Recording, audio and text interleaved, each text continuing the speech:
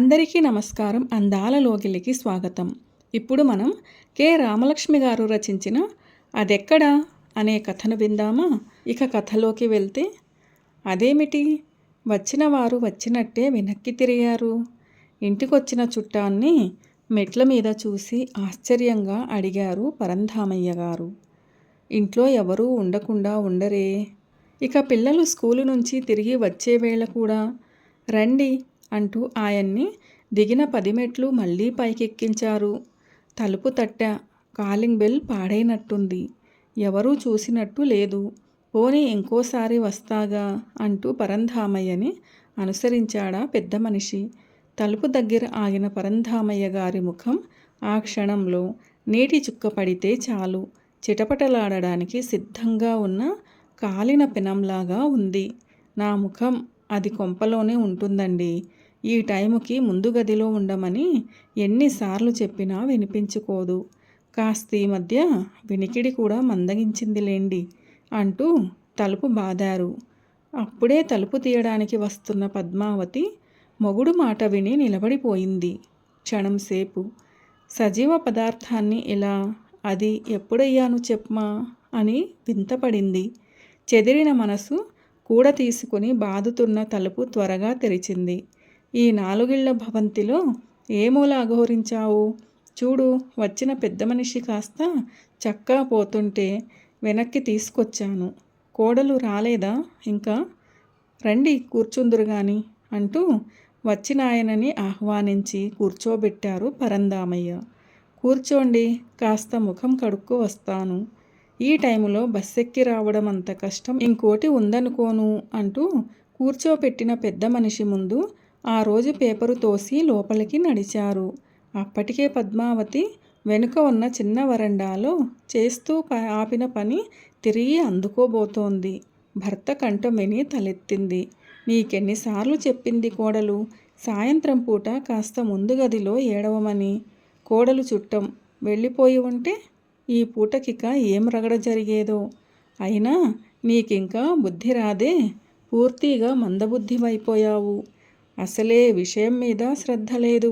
కాస్త కాఫీ నీళ్లు కలిపి చావు అంటూ బాత్రూంలోకి నడిచారు. అదో 2 పడకల ఫ్లాట్ 3వ అంతస్తులో ఉంది. 4 అంతస్తులు దాటితే లిఫ్ట్ ఉండునేమో, కానీ 3ఏగా, అంచేత చచ్చినట్లు అన్ని మెట్లు ఎక్కి దిగవలసింది. స్థలం కలిసి రావడానికో ఏమో మహా దారుణంగా ఇరికించారు మెట్లని. ఆ ప్లాట్లో ఒకరితో ఒకరు గట్టిగా కూడా మాట్లాడనక్కరలేదు. అందరి మాటలు అందరికీ వినిపిస్తాయి. భర్త మాట ముందు గదిలో కూర్చున్న పెద్ద మనిషి చెవిన పడి ఉంటుంది అనుకుంది పద్మావతి. ఏమనుకుంటాడా పెద్ద మనిషి? ఈ ఇంట్లో తనకెంత గౌరవం ఉందో గ్రహించి నొచ్చుకుంటాడా? తాను లోకువగా మాట్లాడతాడా? ఏమో.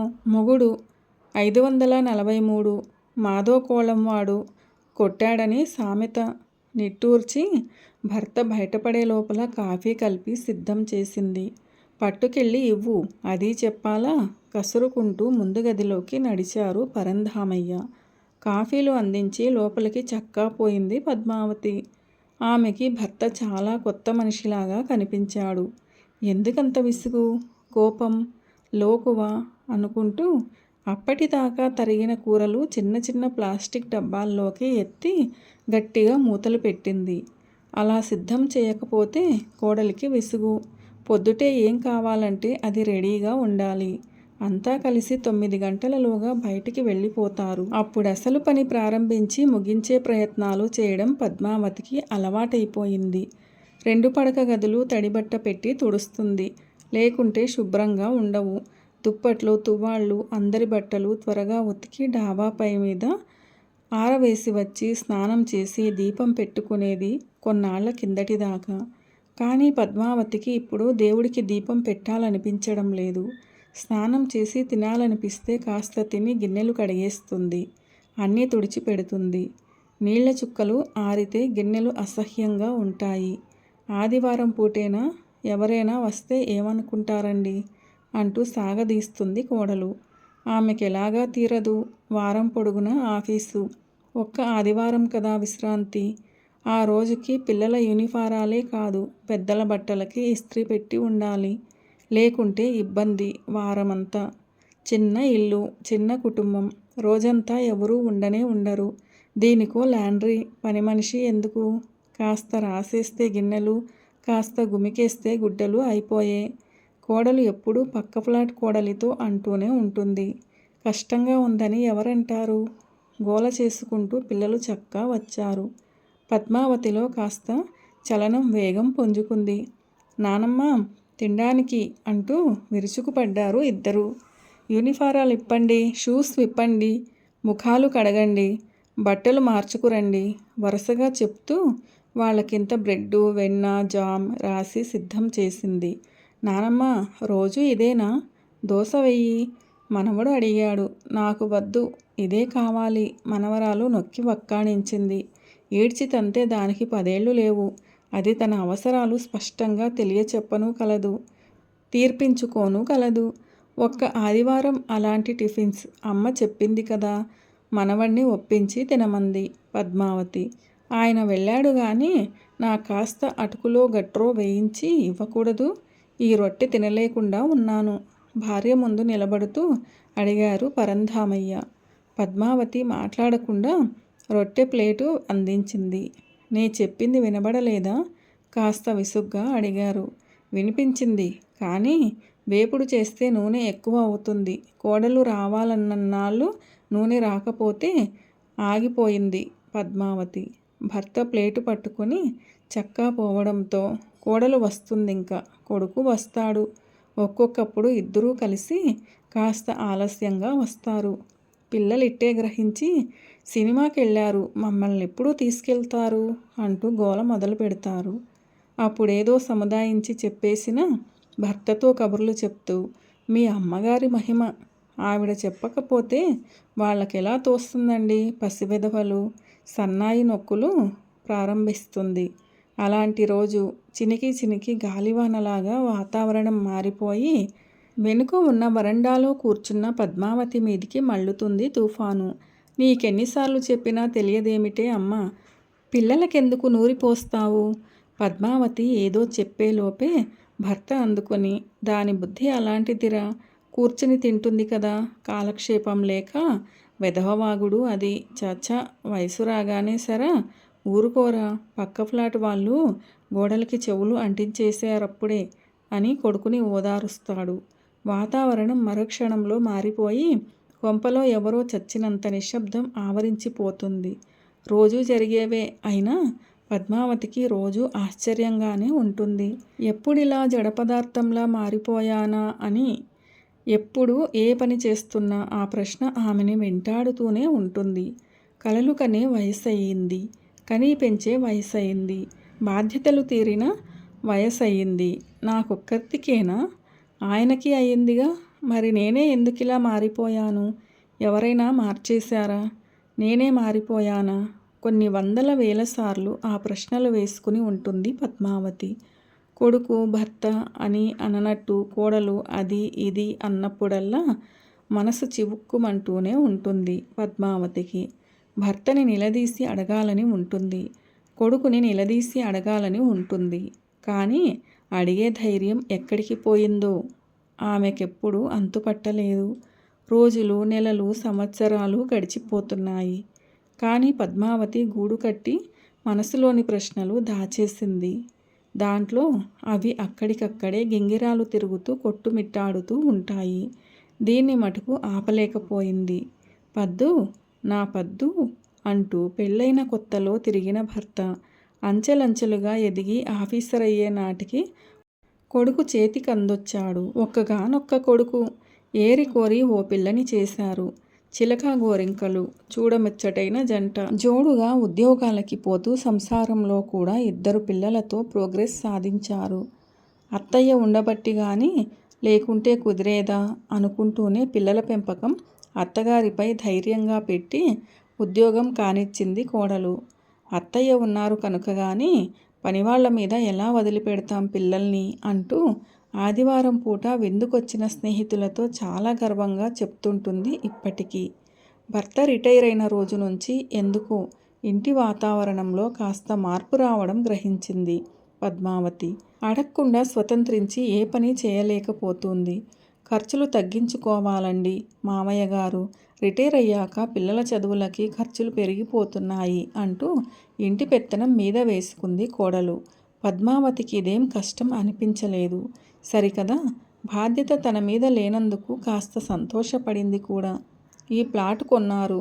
భర్త డబ్బు చాలా మటుకు దీంట్లో కూరుకుపోయింది. చేతిలో డబ్బాడక కొడుకుని అడగలేక మళ్ళా ఉద్యోగం వెతికి సంపాదించి రాజాలాగా చేరిపోయారాయన. పద్మావతి మటుకు ఊబిలో కూరుకుపోయినట్టు కొంపలో కూరుకుపోయింది.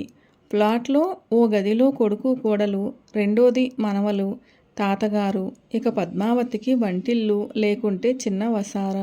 ఎక్కడ పడుకుంటే ఏమిటి, ఇట్టే తెల్లారిపోతుంది అని సర్దుకుపోవడం కూడా బాగా అలవాటైపోయింది. అలవాటవనంటున్నది ఒకటే, మనసులో బాధ.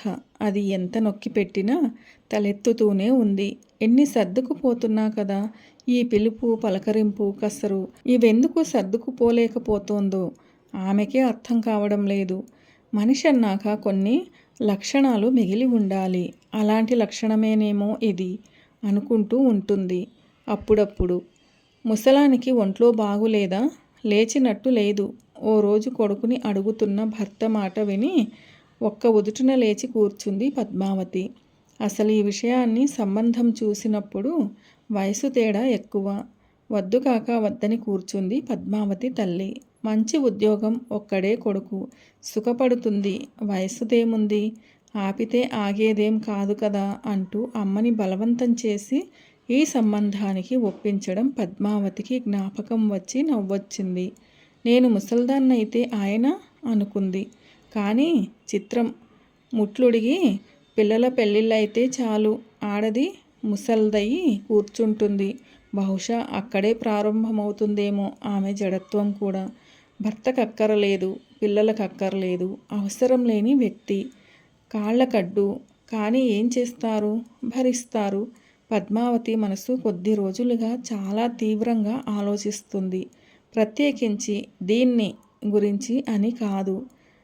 తనలాంటి ఆడాళ్ళు ఇంకా ఉంటారా? తనలా లోలోన కుమిలిపోతూ చావు కోసం ఎదురు చూస్తూ ఉంటారా అని ఇరుగు పొరుగులని ఎప్పుడో గాని చూడదు. పైకి నీళ్లు రాకపోతే బిందెలు కిందికి తేవడం, నీళ్లు నింపి ఒక్కొక్కటిగా పైకి అందిస్తే 3వ అంతస్తు 2 మెట్లు దిగి కోడలు అందుకుని శ్రమ తగ్గిస్తుంది. పక్కింటి కుర్రాడు ఓ రోజు, ఆంటీ మీరా మెట్లన్నీ బిందె పట్టుకు ఎక్కి అలా పై మెట్ల మీద బామ్మగారిని నిల్చుని అందుకోమనాలి అని సూచించాడు. ఆ మాటకి బోడి సలహాలని తిట్టిపోసుకుంది. పిల్లలకి రిక్షా రాకపోతే స్కూల్కి తీసుకెళ్ళి తీసుకువచ్చేటప్పుడు ఒకరిద్దరు తనలాంటి వాళ్ళు ఎదురైనా తాతగారులు కూడా మనవలని నడిపించుకు వెళ్ళడం కనిపించింది. కానీ పెంచి పిల్లల్ని పెద్ద చేయడమే ఓ పెద్ద పని. జీవితంలో చాలా భాగం తినేస్తుంది. వయసు పైన పడ్డాక మళ్ళీ చిన్నపిల్లల వెంట పరుగులు తీయడం అంత తేలిక పని కాదే. ఎందుకు తోచదో. మనవలు సరదాగా వాళ్లతో గడపడం, వాళ్ల పనులు చేయడంలో ఎంతో తృప్తి ఉండాలి. కానీ అదేం కనబడడం లేదు ఎందుకో. పద్మావతికి తన మీద నమ్మకం పోతోందా అనిపించింది.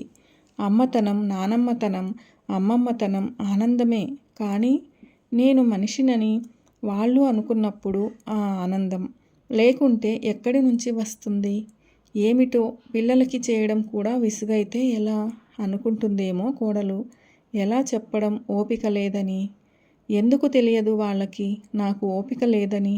ప్రశ్నించుకుంటూ ఆదివారానికి ఇడ్లీ పప్పు రుబ్బుతోంది పద్మావతి.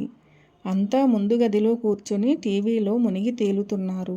ఎవరూ నన్ను తలుచుకోవద్దు, కనీసం బతుకున్నందుకు భర్తైనా తలుచుకోవద్దా అన్న ఆలోచన రాగానే పద్మావతి పిండి రుబ్బడం ఆపి గోడకి చేరబడి కూర్చుంది.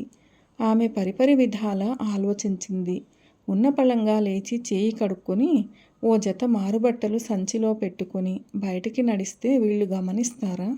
అనుమానం వచ్చింది. లేచి చేతులు ముఖం కడుక్కుంది. తల కాస్త కూడదీసుకుంది. ఆరుతున్న చీర జాకెట్టు తీసి చిన్న గుడ్డ సంచిలో పెట్టుకుంది.